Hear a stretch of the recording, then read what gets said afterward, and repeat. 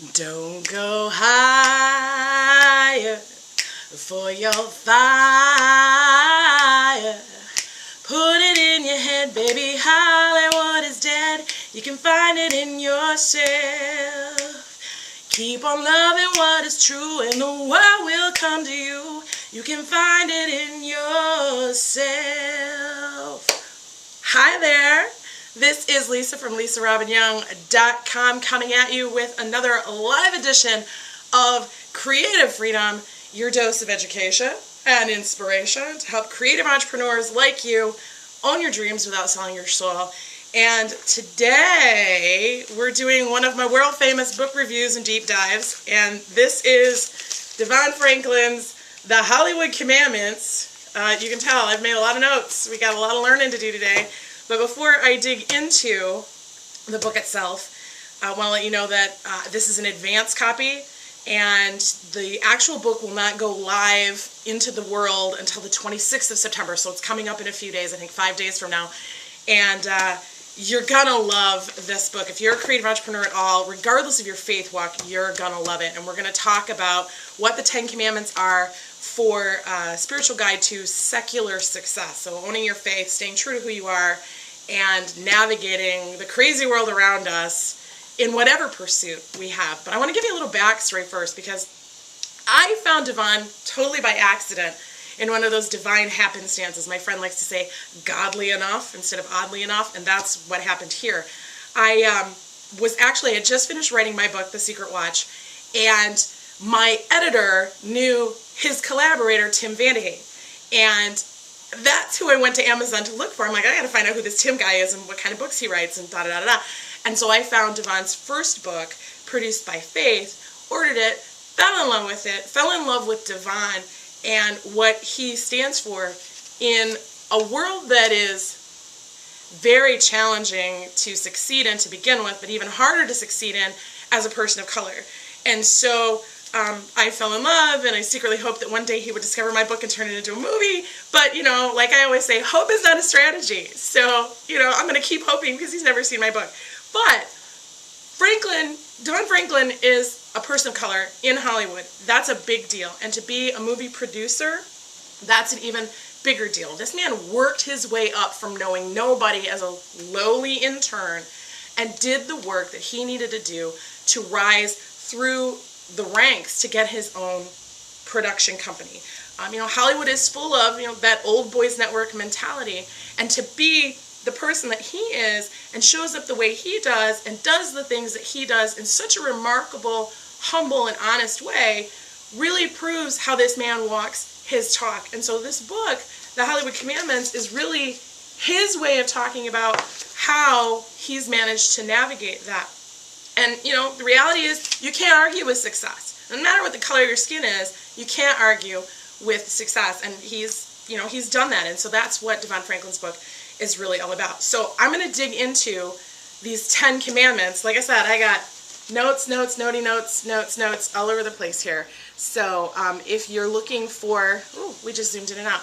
If you're looking for the link to access more information about the book itself, all the resources are always in the link that I provide in the description for the video, so you should be able to find it there. I'm going to have to stop moving so much so that it stops trying to autofocus. Anyways, so let's dig in. Number 1, the first commandment, and this one really got to me. The first commandment says, your prayers alone are not enough. Your prayers alone are not enough. And this doesn't just apply to your prayers. Your positive thoughts, your affirmations, your meditations, your spells, charms, and incantations, whatever it is that you think, the positive vibes you put into the world, that stuff is not going to get it done all by itself. All of those great words have to be met with some kind of action. Prayers, wishful thinking, positive affirmations, that's all important. He's not saying prayers aren't important. He's saying prayers by themselves are not going to get it done. You need action, and it's going to take all of you bringing all of your real self to the work that you're doing in order to be successful. And that's one of the things that I talk about a lot, that warts, sparkles, and all. You know, we're going to have good days, we're going to have bad days, but if we're truly being ourselves and being true to who we are in every moment, then that's going to shake out, and people are going to see who we really are, and that character is going to speak for itself, and we have to do that consistently. You can't be great one day and crap the next, and crap the next. There's got to be some level of consistency. So one of the first things that DeVon says is to be who you're called to be and do what you're called to do will take everything within you, your energy, your spirit, your body, your mind, and your emotion. As a creative entrepreneur, you can't go halfway, and you can't go in half-cocked. You know, I have a sign over on my whiteboard in my office back home that says, "Thou shalt not mail it in." You know, it's really easy sometimes to get complacent and just kind of do the minimum and kind of coast and skate, but that shows in the long run. People can tell in the long run. Maybe you hit out of the park one time and you winged it and it was really great, but if you become known as the person who wings it all the time, then that's a reputation that I don't think you personally want to have for yourself, you know, because it limits the availability that you have to serve at your fullest capacity and your highest good. So when you can show up and give everything you've got to what you're doing, there's value in that, not just for you, but for the people who are connecting with you and trying to be a part of your world. So that's the first commandment. Prayers alone are not enough. Now our second commandment, and this one was the one that kind of rocked my world. You are the talent. Okay? You are the talent. And not just you are the talent, you are talent. So you are talented, but talent is inherent in who you are. We talk a lot in the Creative Freedom community about your great work and the gifts that you have and the way you show up in the world and the work that you're here to do as a creative entrepreneur, right? And sometimes we see that as an outside piece of us or an extension of who we are. But all of that comes from the talent that is born in us. Whether that's divinely gifted, as DeVon Franklin indicates, or, you know, it's come from years of honing our skills, you know, it doesn't matter how you perceive where it comes from in this context.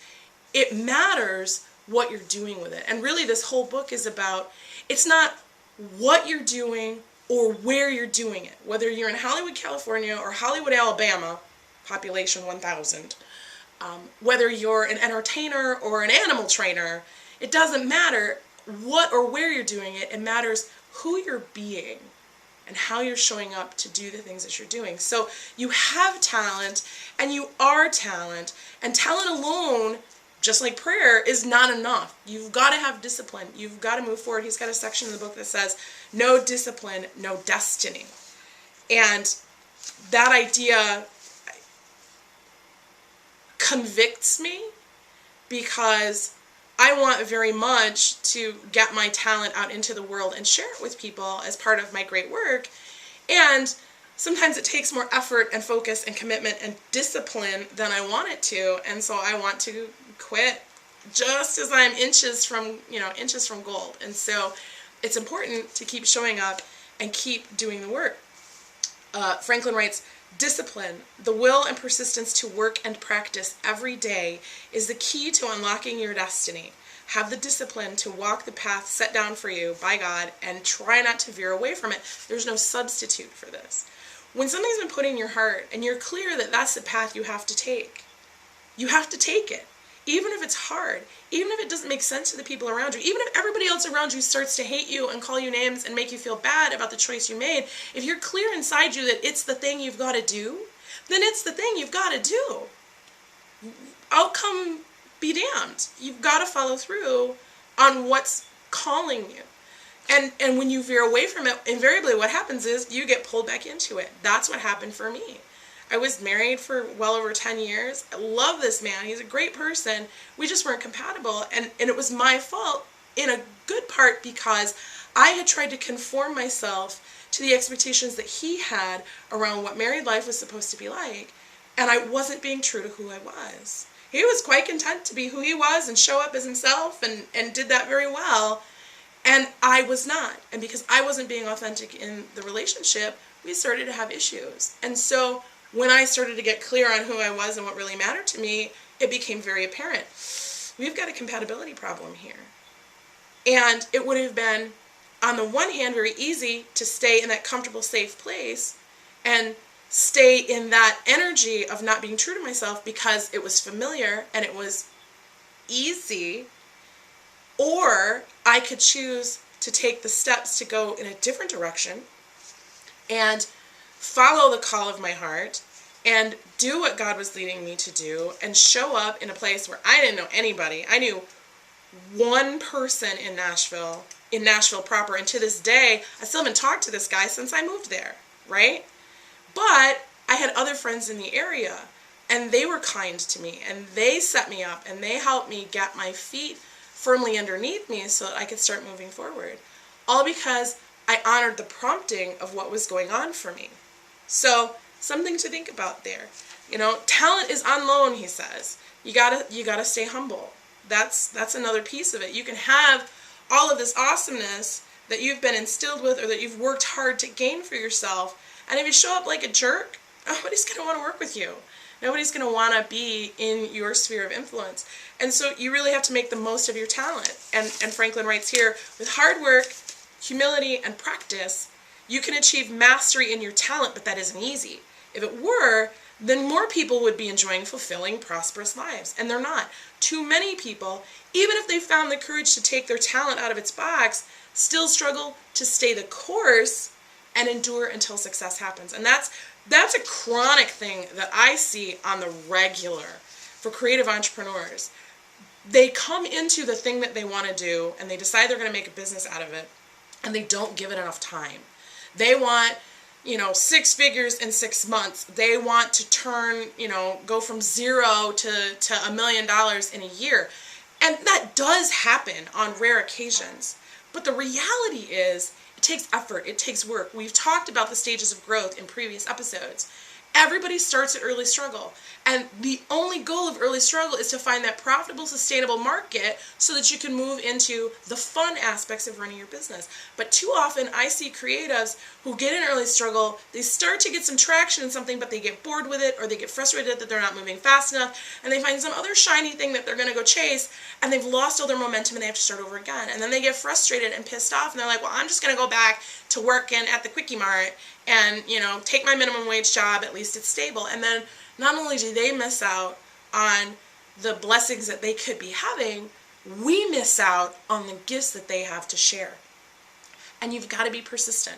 You've got to have patience. If it's really worth it to you, it doesn't matter how long it takes, you just keep showing up and doing it. You keep finding a way. And that's, I think, important. So the corollary to that is commandment number 3. You have to carry a crown before you can wear one. My lousy drawings. You have to carry a crown before you can wear one. Now, what does that mean? Okay, and he's got a quote here from Woodrow Wilson. You're not merely here to make a living. You're here in order to enable the world to live more amply, with greater vision, with a finer spirit of hope and achievement. You're here to enrich the world, and you impoverish yourself if you forget the errand. Like, that's what we're here to do, is to make the world a better place through the use of our gifts, through our great work. And oftentimes we get eluded and we think, well, I've got all this skill and talent people should recognize and people should, dude, you've got to pay your dues. Everybody has to pay their dues. Now, what that looks like for each person is different.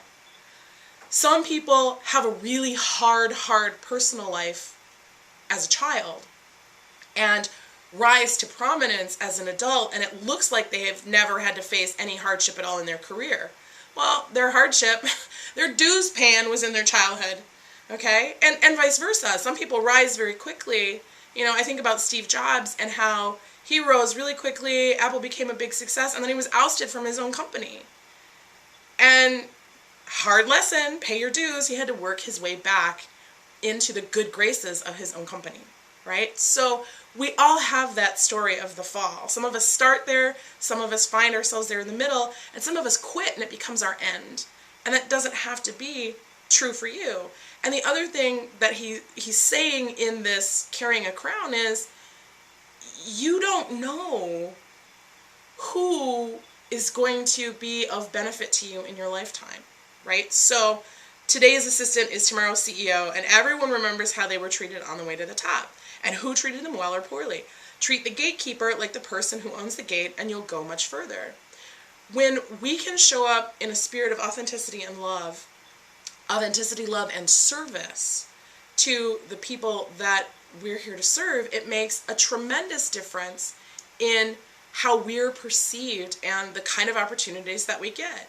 If we show up and we grump and complain all the time, then we're going to get fewer opportunities than the person who shows up and does the dirty work with a smile on their face, right?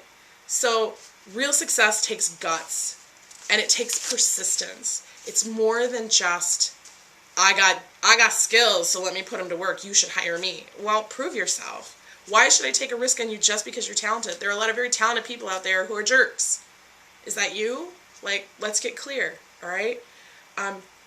This one about perseverance was really impressive to me. He says, most people don't fail because they lack ability, but because they aren't willing to dig deeply and long enough to see their goals come to fruition.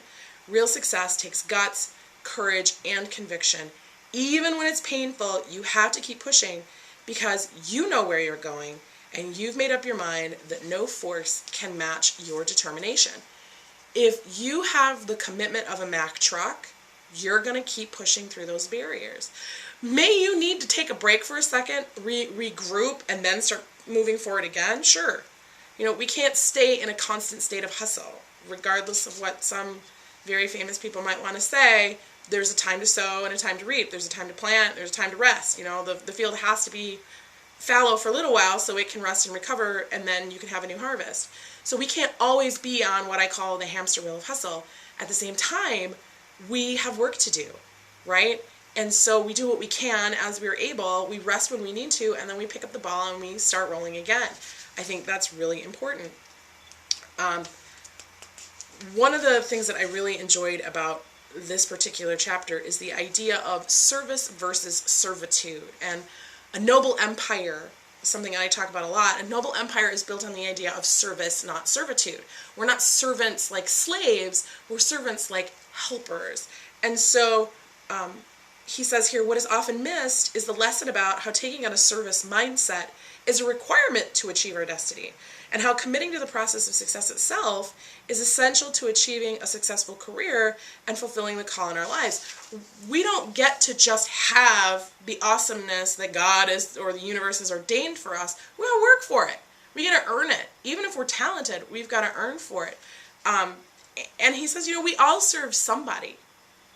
And we're always serving someone. I'm serving my clients are serving their clients.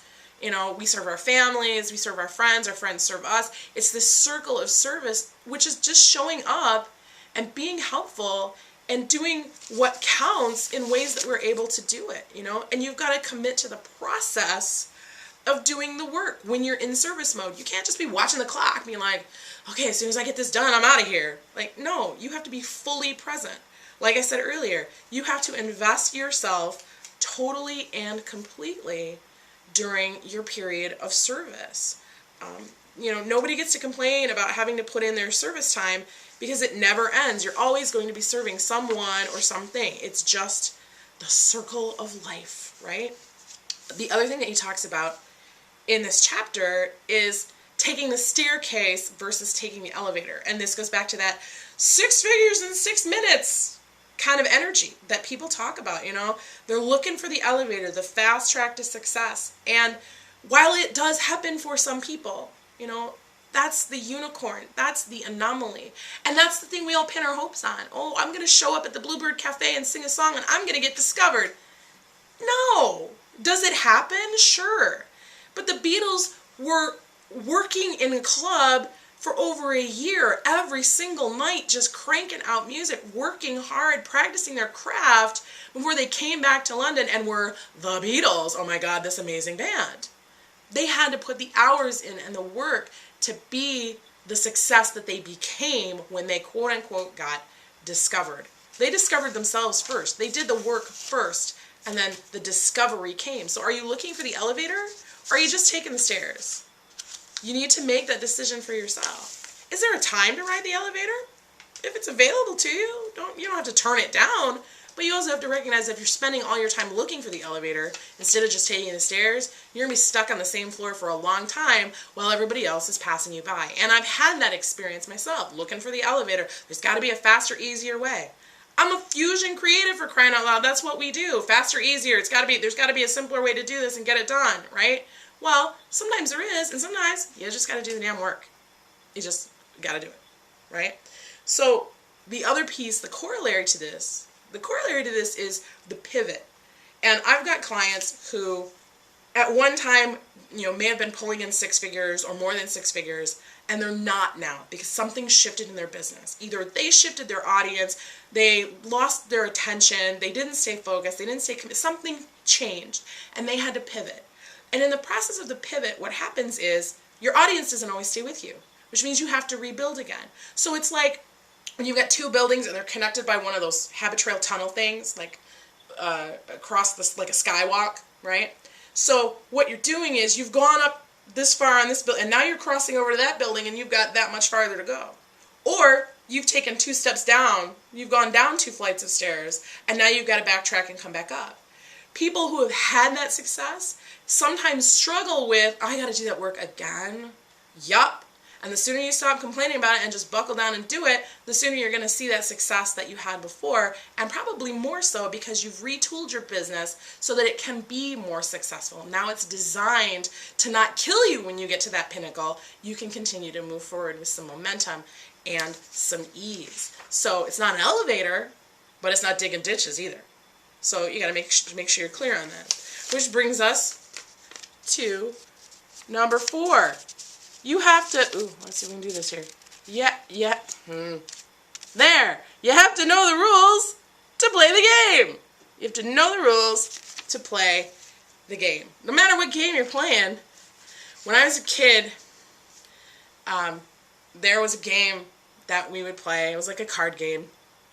And it was called Flux. And the rules changed based on the cards, right? Well, they had a deck of cards that were blank, so you could create your own rules. And one of the rules that I created was called Lisa Wins. And so if I got that card and I played it, I won the game. Game was over, I won. Well, you can imagine that some people were not particularly happy with the notion of, you play one card and you win the game. Like, what? Well, but these are the rules. So then everybody made a card that said, they win, right? And so if they got that card, they played, game was over, they won, right? So you have to know what the rules are, and then you have to be able to play within the confines of the rules of the game. That doesn't mean you can't make your own rules sometimes. You just have to be clear on what it is that you're doing. And there are 3 things.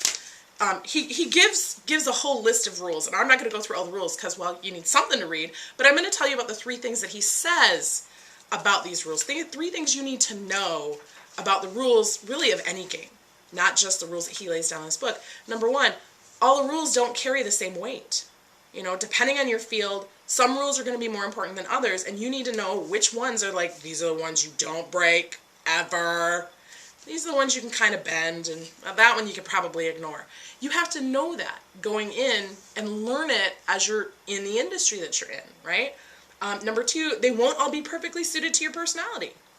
Sorry, there are going to be some things that don't jibe with who you are. And as you're building your noble empire so that you can own your dreams and what's important to you, you have to recognize there are going to be times when if you want to play in that arena, these are the rules for that arena. And if you don't like them, you either can't play or you got to buck up and just follow the rule, right? Until you've established enough credibility to be able to make those changes, right? So that's something that you need to consider. And then the 3rd thing, they may defy what you think you know.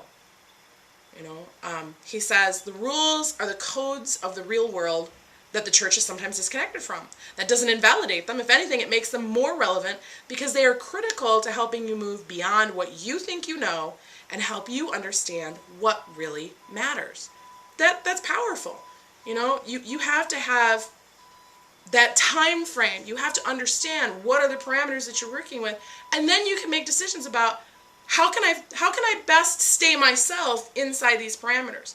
when I'm talking with chaotics about structure in their business, a lot of times they're like, ooh, rules, processes, systems, and then I say, okay, well, let's think of it like a jungle gym, okay? One of those like metal domes with all the bars.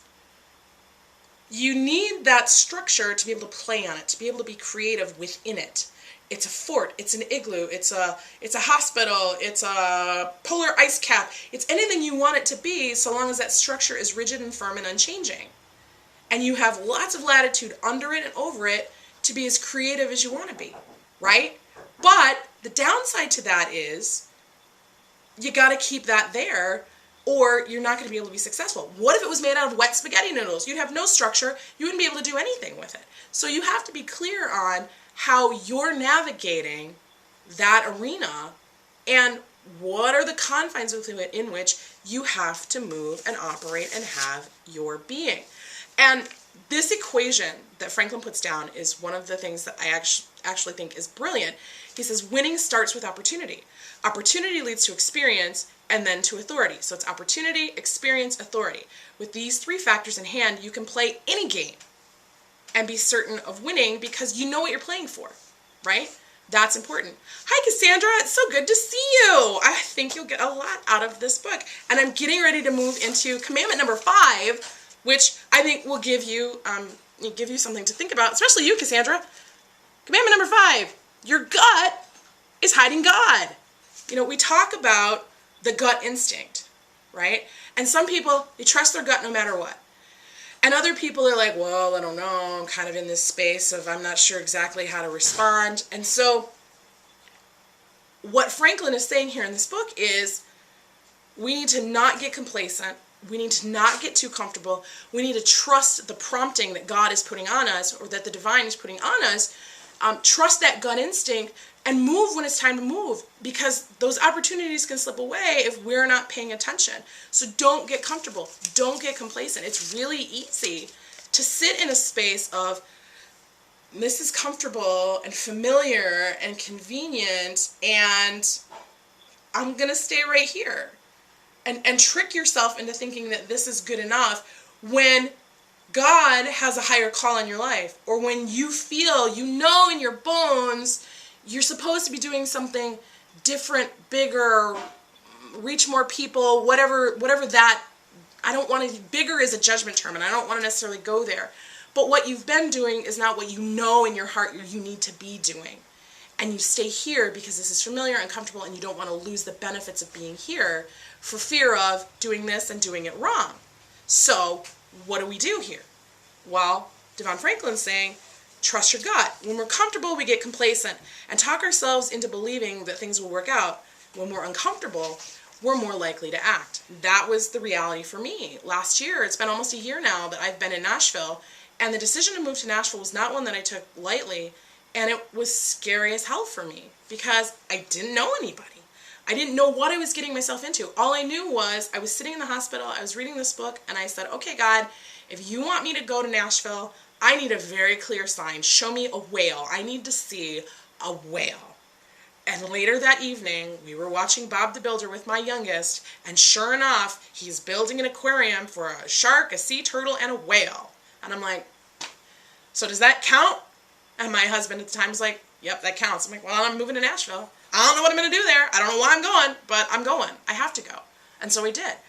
And it was scary, and it wasn't easy. I went down with 2 suitcases. I left everything else here in my ex-husband's house. And I'm like, I'll figure it out when I get there. And it's been a process of rebuilding my life according to what I believe is true for me and for who I am. And so that's the process I've been going through. One of the things that he talks about in this chapter is getting good counsel. Who are your counselors? Who are those people that you trust implicitly to give you good guidance? Who are your advisors? And he says, be careful who your counselors are. There are other considerations to keep in mind when people offer counsel about the decisions that you're making when you're trying to trust your gut. Know who they are. Determine if these people are reliable and investigate their agenda.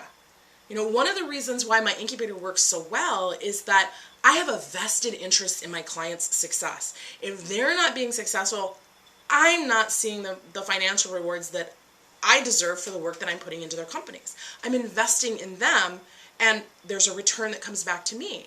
So my agenda is I want you to be successful because then I'm successful. That's the quid pro quo here. And if things aren't working for you, then they ain't gonna work for me. So we need to move forward on that. And I show up every day because I have a vested interest. So there's my reliability. And over time, we get to know each other as we're working in this kind of an arrangement. So it's important that your advisors are people who don't have hidden agendas that are out to, get you to do something that isn't for your benefit. It's only for theirs. And those people are out there. It's sad, but it's true. And we need to be aware of them. Which brings us to number 6. You get what you negotiate, not what you're worth. And this is a hard one for most people to hear, particularly faith-filled people who have been taught to walk humbly and bow their head and be grateful for what they're given, all of which is an important piece of having a spiritual faith walk. And at the same time, in the secular world, you have to own what's true for you. You have to assert your value. You have to show people that you are doing what you're doing and paying your dues and earning the right to be in their space, right? So in the sacred world, it's we're all perfect, we're all loved, we're all whole, we're all complete. And in the secular world, it's like you've got to prove yourself, you've got to show up. And we may not like that.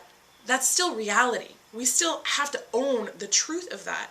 So DeVon Franklin talks about the role of humility in negotiations and building your career. And he says, humility isn't code for being a doormat and allowing people or companies to walk all over us. When it comes to negotiating for what you're worth, you can't be overly humble about the value that you create. Arrogance has no place in any negotiation, but neither does self-abasement. Never be afraid of articulating your value or being clear about what you want and why you want it. Value who you are, what you know how to do well, and what you bring to the table that nobody else can. You have value. There's only one person who can do what you do, and as you serve, as you learn, as you apprentice, you become more valuable. So all those years of experience, learning and doing and testing and failing and getting it right and growing, all of that stuff has value. You're gaining the experience and expertise you need to finally receive the compensation that you've always known that you're worth. So you can't be a doormat. If you show up in business as a creative entrepreneur or otherwise, and you're a doormat, you're always going to just bend over and take whatever they give you, and that's not what you're put on this planet for. You have gifts, great work, and the world needs that, and it has value to people. Now, you have to find the right people to share that value with so that they will truly appreciate it, pearls before swine and all of that. But at the same time, you shouldn't be working for $1.05 an hour because then, again, you got a jobby or a hobby, not a real business, and we've talked about that in other episodes as well. But the other side of humility is the sense of false humility. And here he quotes author Jacob Nordby, and he says, false humility, and this was the first thing that struck me in this book. I've been highlighting all the way through, but this really struck me, so much so I shared it on my Instagram feed. False humility is a form of psychosis, which was imprinted on most of us since birth. It's a mental illness because it locks us in a victim state of keeping our light turned down, denying who we really are, and silently begging for permission to simply show up as ourselves in the world. But there is good news. This is a jail whose lock is broken. We can walk free whenever we know the truth, and by so doing, we show others an example of an end to madness, an example of freedom. And we're all about creative freedom here. Like, that's who we are, that's what we're about, right? Being strategic and knowing your value is not being braggadocious and arrogant. I get value from my clients. I triple revenues for clients. I had one client this year who made more in 1 month than she'd made in all of 2015. That's truth. That's not bragging. Now, did I do it all myself? No, I helped her to achieve that. She did the work, right? That's where humility comes in. I'm not saying it's all me, look at me, I'm so great, woohoo, check me out. I'm saying, here's the reality of the value I can provide if you're the right type of person to work with me. Hello, Jordan. So nice to see you. Welcome, welcome, welcome. We're heading into the home stretch here. This review of DeVon Franklin's book and the lessons that I've gotten out of it, that regardless of your faith walk, you can apply to your life and your career as a creative entrepreneur. So knowing the difference between false humility and real humility is valuable. So now, DeVon has 10 points in this chapter about negotiation on how to negotiate like a boss. And I'm not going to go into all 10, again, because you need to have something to read. But here are the 4 that I find that are often overlooked for creative entrepreneurs. Number 1, know what you want before you sit down to negotiate. I have a client who recently did a virtual event, and she wanted to get some people to speak at her event. And she didn't know what she wanted or she's like, I just want them to speak. And I'm like, no, you got to have some clarity on how to approach these people in a way that's going to get them interested in what you have to offer, because they get requests all the time. And so we worked out, here's what to say to this person, here's how to approach that person. Be clear on what you want and recognize that you may have to concede on some items that they're not going to agree to if you still want them to be a part of this event. Like, they may not send an email to their whole list. Are you okay with that? If you're not okay with that, then you probably don't want to ask them, because they're not going to do it. And you have to be clear on where your boundaries are, just like they're clear on where their boundaries are. So know what you want before you sit down to negotiate, and have a good supporting team. This one, as a coach, it makes sense that I would say this, right? But a coach can be a person on your team. It's not just a coach, though. You need good advisors. You need friends and encouragers who will lift you up and help you see truth. Not yes men, but real people who give a crap about you, right? Accountability partners. I have a group called the Accountability Club, and these women are in this group supporting and sharing each other's work and spreading the message about their unique awesomenesses and the greatness that they provide to the world, because they're showing up for each other to help. That whole concept of the rising tide. Everybody shows up to help everybody else in their own way, the way that they can as they are able. Right? So you need that team support. If you try to do everything by yourself, take it from a fusion creative who used to do everything by herself, it's hard. And at some point you're going to burn out, because you just can't keep spinning all the plates indefinitely. You got to get off the hamster wheel. The third thing, silence is golden.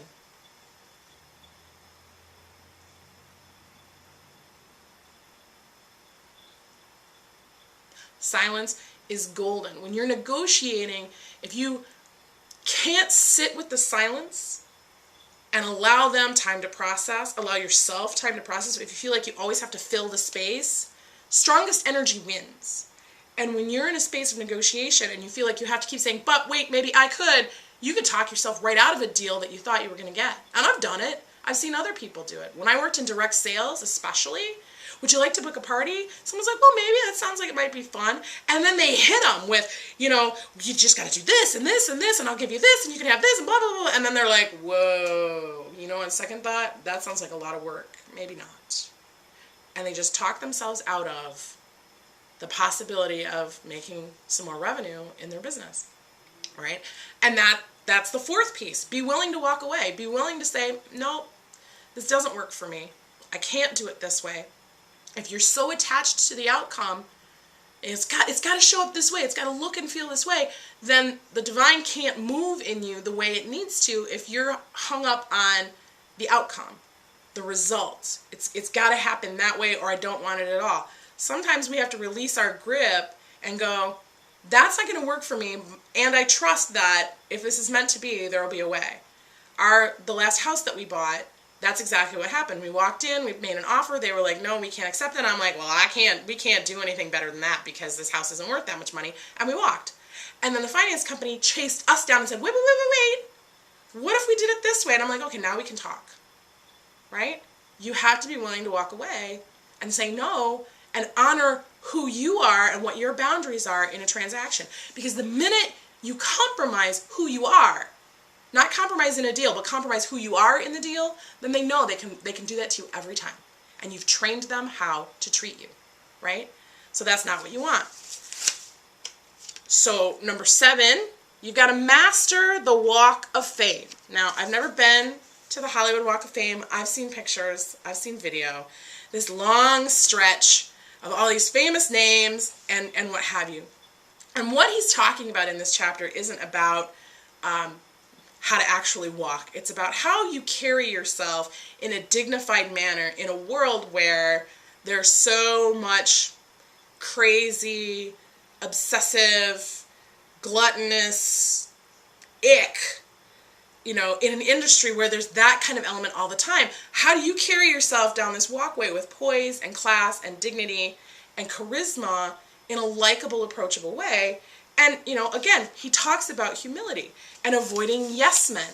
And, a good coach can help with that. But he says, in striving for enduring humility, it's critical to keep people around you who will tell you the truth. When you become successful, you will encounter people who want things from you. To get what they want, they won't tell you the truth, but a version of the truth they think you want to hear. And this is actually harmful, because your greatest asset to fame management is reality. Fame can create an alternate reality that causes you to lose touch with who you are and what really matters, right? So you've risen to this status, you've achieved the things that you want to achieve, and now you're in a new realm. You're on a new floor, taking that staircase, and now the expectations are different. How do you handle yourself? How do you show up? Who are those role models that you're going to turn to? And so he offers us four points. Look for humility. Look for people who show gratitude. Look for people who are honest. And look for consistency in those traits and in their patterns of behavior. Because somebody can put on a really good front and pretend like they're your best friend for a while, but it doesn't last if they're not being genuine. And that's why consistency is so important. Consistency doesn't mean perfection. I want to make sure we're clear on that. It doesn't mean perfection. It means you're working it. And you're doing your best to keep showing up the same way with, as much, again, consistency as possible. And when you do that, you become a person who stands out from the crowd. And standing out can be dangerous. So that's why we've got commandment number 8 here. Your difference is your destiny. Your difference is your destiny. Now, what does that mean? All right? We all come into this world with our thoughts and our dreams and our goals and our ideas about what we want and what we believe we aspire to be in the world. When I was a kid, I'm like, I'm going to be a rock star. Like, that's my thing. I'm going to be a rock star. And clearly that hasn't happened yet. And in that process, I've unpacked what that means to be a rock star, and I've already started living out some of those elements, right?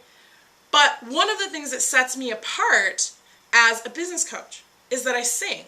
One of the things that sets me apart as a singer is that I don't do traditional pop music. I don't do traditional jazz music. I do pop-infused jazz and blues. I take songs you thought you knew, and I change them up a little bit. And yeah, I write some originals, but my point of differentiation, the thing that makes me stand out in the marketplace, is the way I do this music. Now, that's dangerous, because not everybody likes it. Not everybody appreciates it. There are several people in my family who are like, why are you doing this?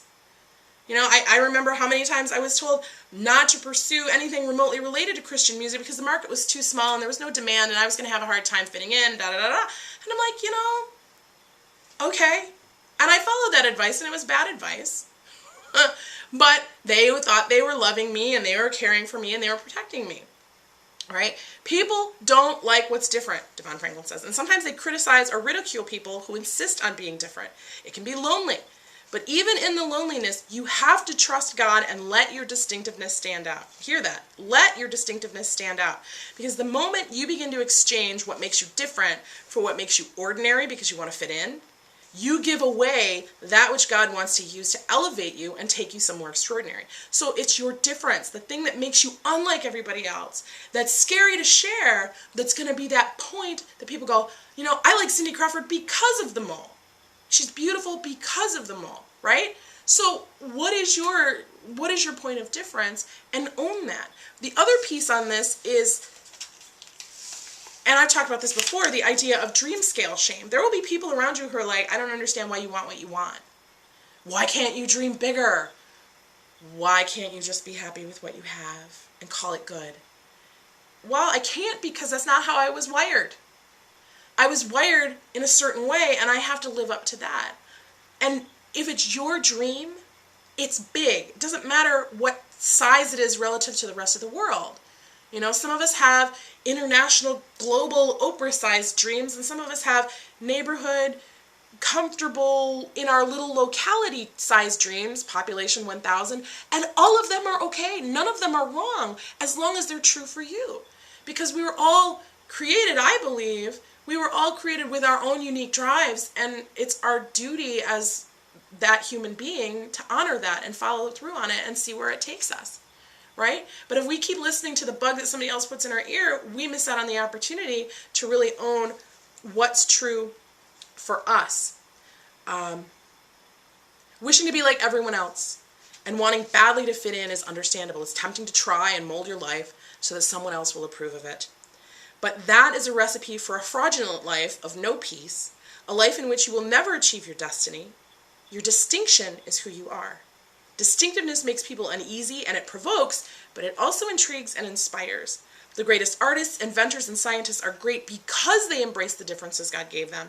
They took the tension between themselves and the mundane world around them and turned it into energy that powered their greatness. This can be your recipe for success. So be thinking about that. And then we move into commandment number 9, which is one of my favorites. Your amnesia is an asset. Your amnesia is an asset. Not because you need to forget everything, forgive and forget, but because you can't get hung up on the failures and mistakes of your past. You can't get hung up on and ride the laurels on the successes of your past. Time keeps moving on, and if you stay stuck in that one moment in time behind you, whether it was a positive, empowering moment or a disempowering moment, if you stay stuck there, you can't be present to what's happening now, right? So, of course, there are things you should remember from your past successes, failures, glories, and pain, DeVon Franklin writes. Amnesia is about turning your back on self-doubts, slights from others, and the nagging fear that you don't have what it takes. Anything that feels like a judgment that could stop you from moving on to the next thing, you should cast it from you and leave it behind. But make sure you don't forget the lessons and skills you've learned along the way. Don't forget who you really are. Stop reliving the past to the degree that it negatively impacts your present and your future. Stop letting your past pass judgment on your present. Stop letting the past define what you can do. I don't know how to do it, but I'm willing to learn. I may fail the first 2 times, but if you're willing to let me fail, I'm willing to keep trying. Right? Stop thinking that you know more than God. There's a plan out there. You got to trust the process. Trust the process because it's there. It's there for a reason. And this is a mantra that DeVon Franklin says to himself regularly. I keep going. I keep progressing. I keep pushing. I keep affirming who I am. I keep creating. I keep writing. I keep directing. I keep teaching. I keep going, and I don't let anything that's happened in my past affect my future. Anything that's happened in your past, from successes to failures and everything in between, the past is the past. It's time to move forward. And that's a choice that you get to make, right?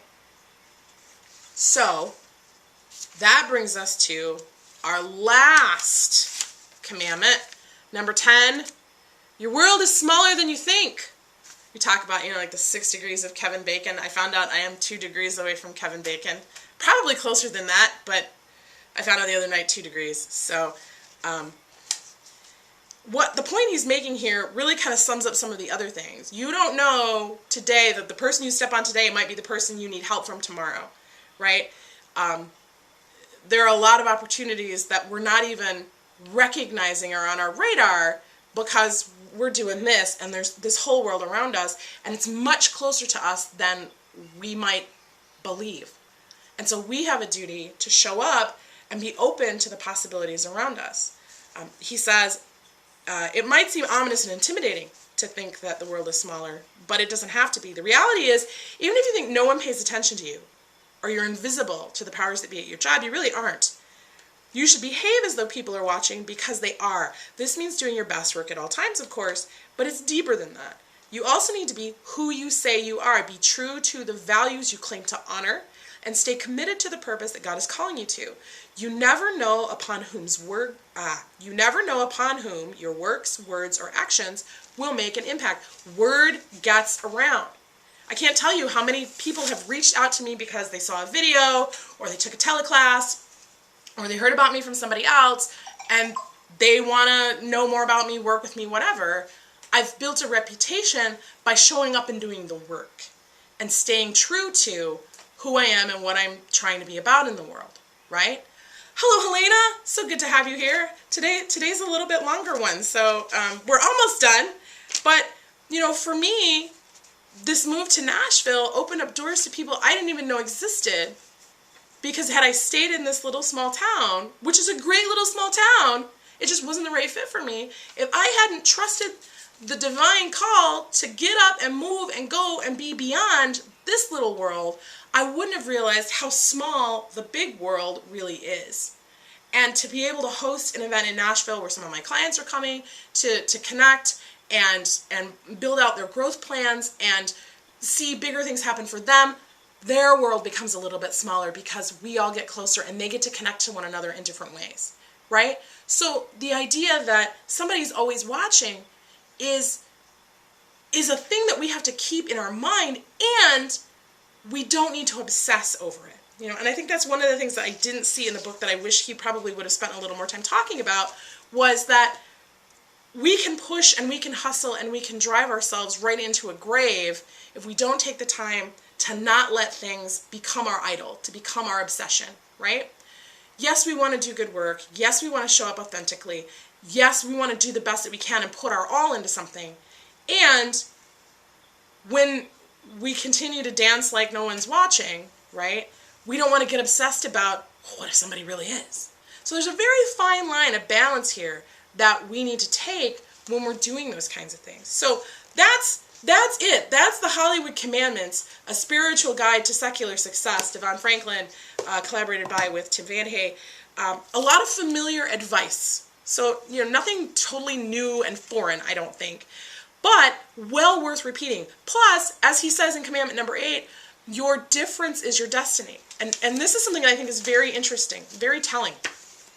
DeVon is a black man, okay, in a film industry that's riddled with the white old boys network. And this is a guy who rose up in the ranks from a nobody, an assistant, an intern in a production company, and rose up and moved into Sony Pictures and started producing films that he thought the world needed to see, and the world agreed with him, and that success begat more success, and he got himself into a place of authority and sway and said, look, I want my own deal. I want to have my own company, and I want you guys to finance it. And they said, okay. Because his track record spoke for himself. He did the work. And that's hard, right? And he keeps showing up by example. And he's showing us, by walking his talk, just how these commandments have played out in his life and how they can play out for us. So, let me hear from you. What were your ahas about this fascinating book? And how can you use this information to move forward for your career as a creative entrepreneur? Whether you're an actor looking to make a big break, whether you're a graphic designer or a coach or a healer, it doesn't matter where you fall on the spectrum. What matters is, as DeVon Franklin so aptly puts it, how are you showing up to be you, truly and fully you, warts, sparkles, and all, the you that God designed you to be? How are you showing up that way in your life and in your work on a daily, consistent basis? Share your thoughts and ideas in the comments. Let's be a rising tide for everybody, because that's what we're all about here.